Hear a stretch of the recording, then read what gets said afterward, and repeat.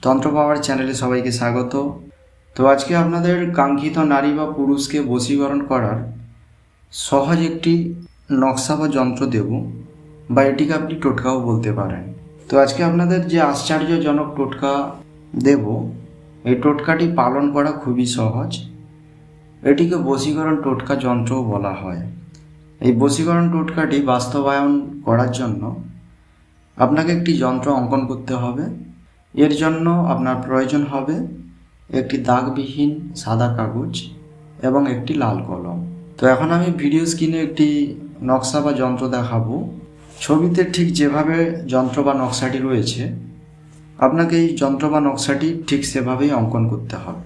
দেখুন, বাম দিকে একটি চতুর্ভুজ রয়েছে, এর ভেতরে লেখা রয়েছে নিজের নাম। তারপরে মাঝখানে আরেকটি বড় চতুর্ভুজ রয়েছে, এখানে দুটো মন্ত্র লেখা রয়েছে, ধূম ধূর্জটায় নমঃ, হম হর্ষালায় নমঃ। তারপরে ডান দিকে দেখুন একটি চতুর্ভুজ আছে, তার ভেতরে রয়েছে কাঙ্ক্ষিত ব্যক্তির নাম।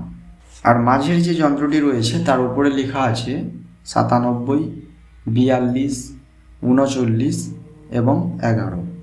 বাম দিকের চতুর্ভুজ যেখানে রয়েছে তার নিচে একটি মন্ত্র আছে ওম ফট স্বাহা, এবং ডান দিকে যে চতুর্ভুজ আছে তার নিচে লেখা রয়েছে ওম ফট স্বাহা। এবং মাঝখানে যে চতুর্ভুজটি রয়েছে তার নিচে একটি মঙ্গল স্বস্তিকা চিহ্ন আছে।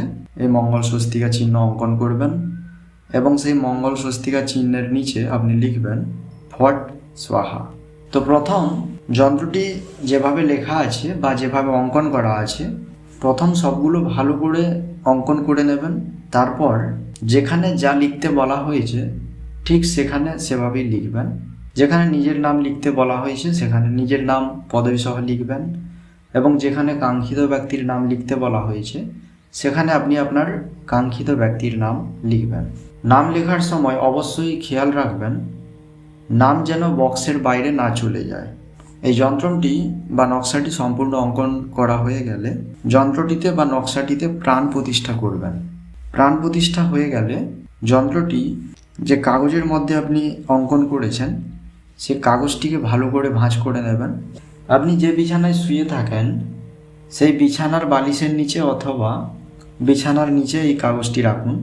এবার পরের দিন যখন আপনি সময় পাবেন তখন ওই কাগজটি বিছানা থেকে তুলে নেবেন এবং বাড়ি থেকে দূরে কোথাও নির্জন জায়গায় গিয়ে ওই কাগজটি পুড়ে ছাই করে ফেলবেন।